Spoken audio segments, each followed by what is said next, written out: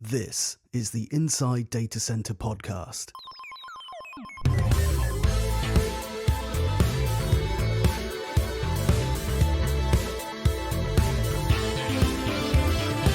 We talk to the people who power the data center sector to give you insider info on everything happening in DC today.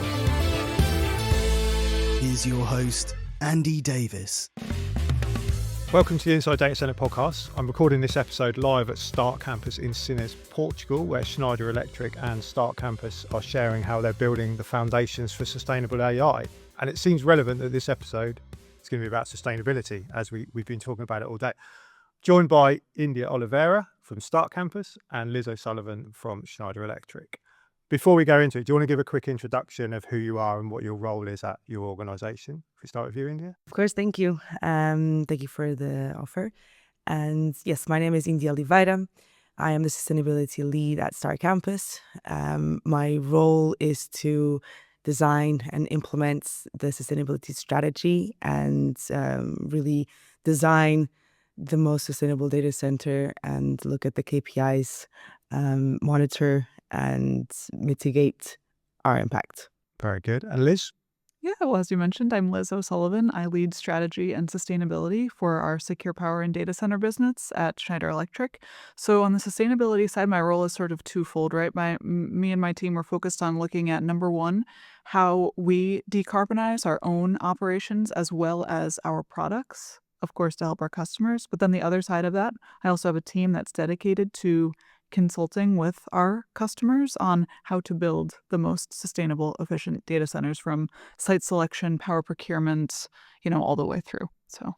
And we've talked a lot today about sustainability in the presentations. Obviously, we've been on a tour of Start Campus as well to understand how you're utilising sustainability in this region. But do you feel that as a whole, as we're scaling so significantly in this industry, and again, we talked a lot about scale and growth today, that sustainability has remained a key focus for the sector and also for organisations within it? Liz, do you want to take that one? Yeah, so just my stance on this, right? I think with this whole AI boom, the focus has been on speed to market and power availability. So we sort of have seen sustainability sort of shift from maybe first priority to second priority when it comes to data center builds, but I definitely think it's still top of mind for most all of our customers.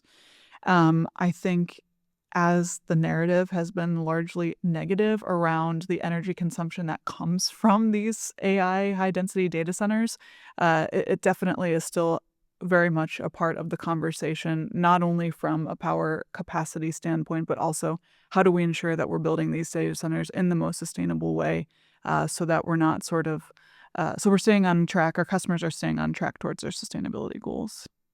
And India, in relation to Start Campus, again, you did a presentation earlier about the sustainability and the impact you're having in the region as well as within the actual data centre. Do you want to give a bit of an overview of some of the innovations and the implementations that you've put into place? Of course, Start Campus's whole vision is to really have sustainability embedded throughout the whole life cycle of the project, from beginnings for site selection. So, of course, Sines is an important location because of the subsea cables, but also we are looking into reutilizing and repurposing existing infrastructures. This slashes our emissions and our impacts by 60%. So from site selection to design, construction, and delivery, so the operation side of it as well, all of this strategy is embedded, and we are able to use AI as well, has helped us to build a system that functions with what if analysis, what if situations, what if we changed this material, what if we changed this sort of design, and really predict the emissions and predict our impact and try to mitigate it. So each building we are going to be improving, innovating. We are also ready for the market to come with better solutions and more efficient equipment. Schneider here has played a pivotal role in our procurement strategy because it helped us target the most important monitoring system that we have for scope 3 emissions, which are the hardest ones to really mitigate and to track.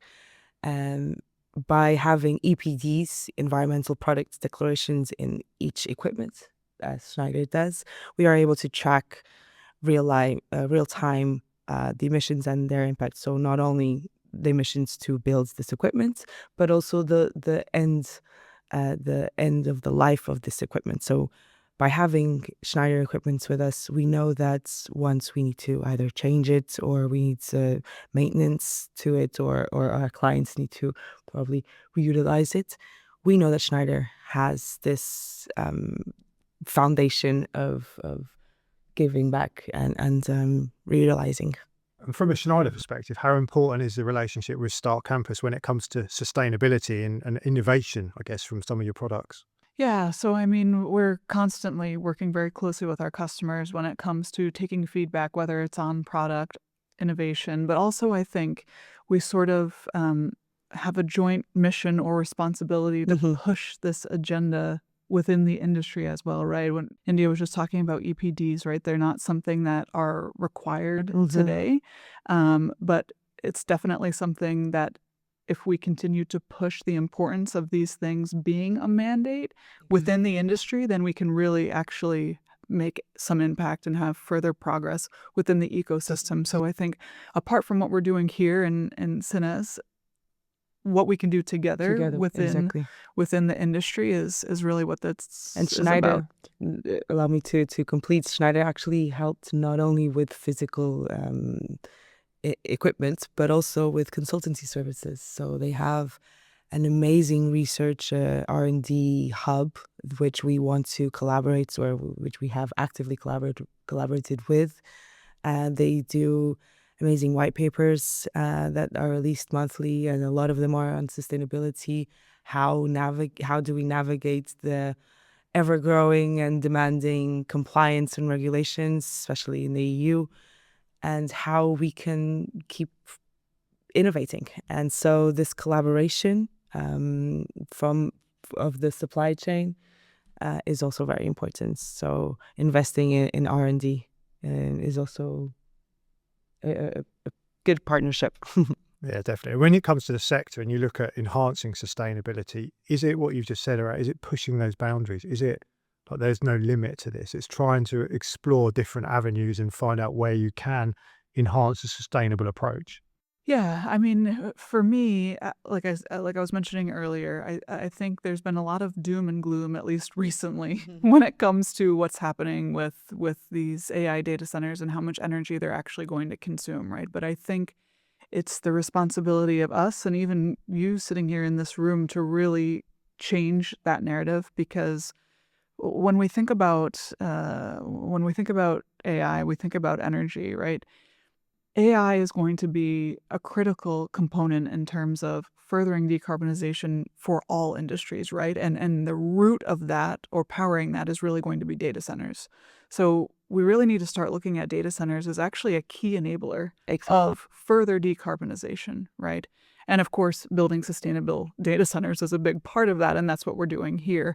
But I think, it goes back to what I was saying. It's really about uniting on this message and the responsibility that we have to sort of share this more broadly, whether it's together via media partners like you, but for me, that's really where it starts.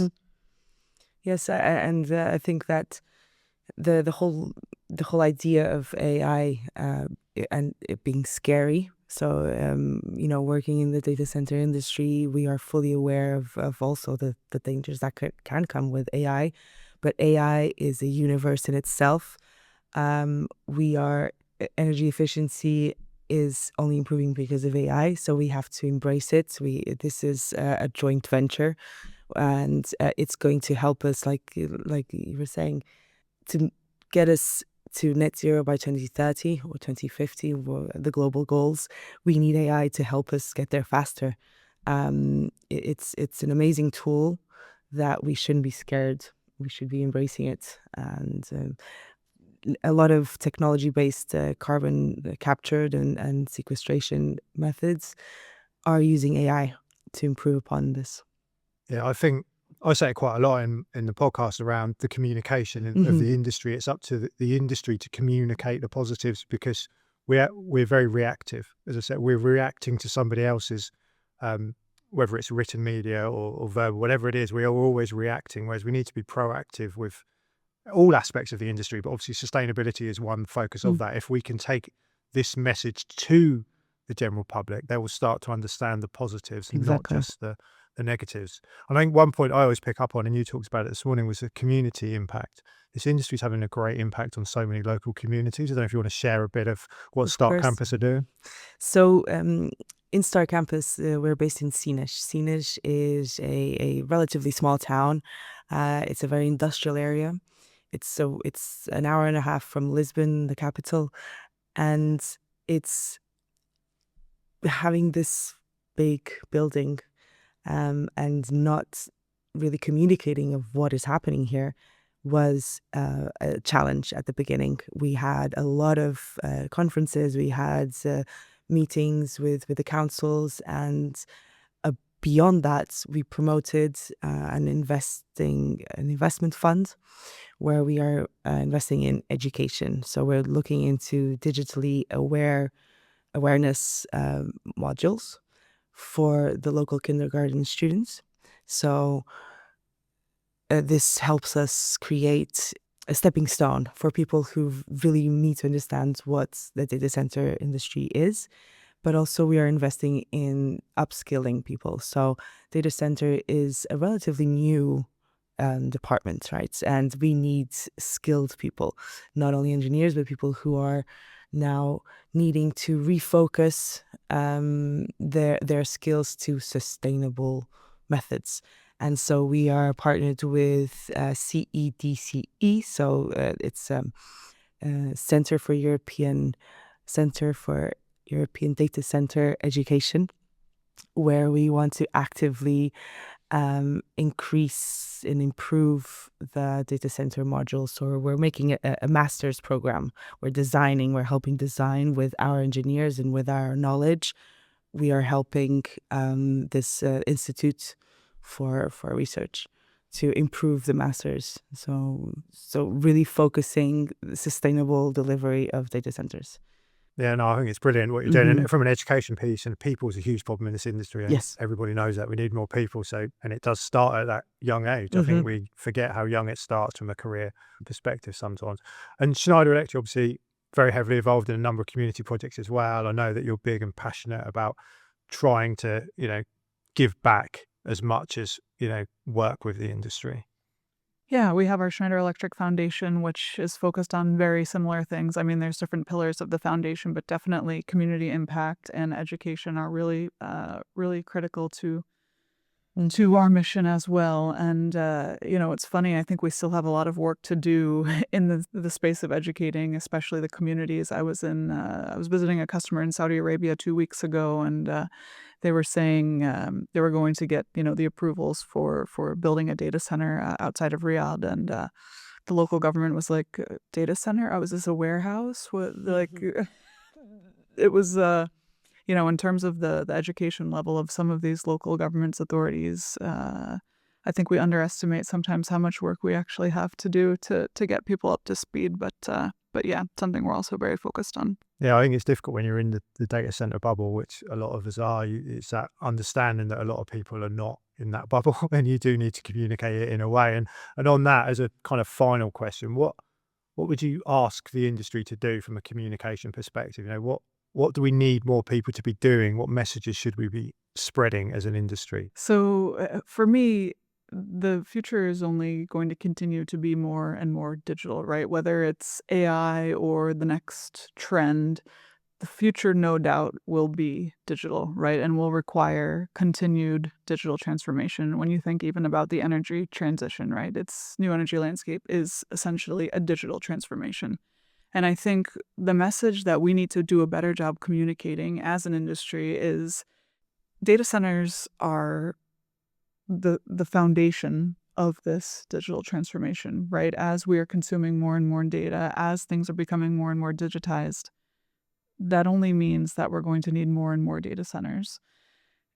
And instead of, talking about what does that mean from an energy consumption, we need to talk about, well, what does that mean from a positive standpoint, right? When we're talking about things like AI and what that can do for furthering decarbonization across every single industry, the actual application of AI, whether it's in the energy sector or others, starting to look at data centers as really the backbone of all of that, because none of that is going to be possible without data centers. And of course, we continue on with our mission of creating those data centers in the most sustainable way possible, but really pushing that message to the industry and beyond that data centers are not these big, scary energy guzzlers, right? They're really the foundation of what is going to be possible in the future when it comes to more efficiency, more sustainability, more decarbonization. It's opening up the dialogue as well.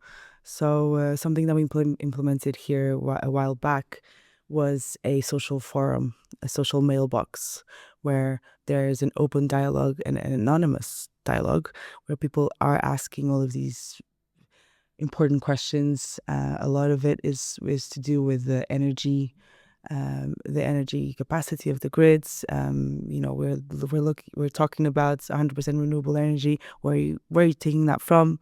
Are you not giving back to the grid? So all of these questions that can build up to important questions and help us look at what are the focuses, what are the big doubts of the community, and opening up dialogues through these sessions, but also big conferences. So I'm a big advocate to really promoting conferences and research papers, putting the word out there, and in a more available means. So, for example, podcasts as well. Exactly. Podcasts are always a good way. But no, I think I've said it in a few of the conversations today that collaboration is how we're going to manage this challenge. I think you both said it. It's an industry challenge that we've got to manage, and communication is part of it. Partnerships such as Schneider Electric and Start Campus are part of it. Creating a campus such as the one over there is part of the whole thing. But it's a lot of different factors built together to try and manage these huge challenges that we face, which you say are positive if you look at them in the right way. But thank you both for your time. I know I've loved being here today, but I appreciate you taking the time to talk to us. Thank you. Likewise. Thank you so much. Thank you so much for inviting us.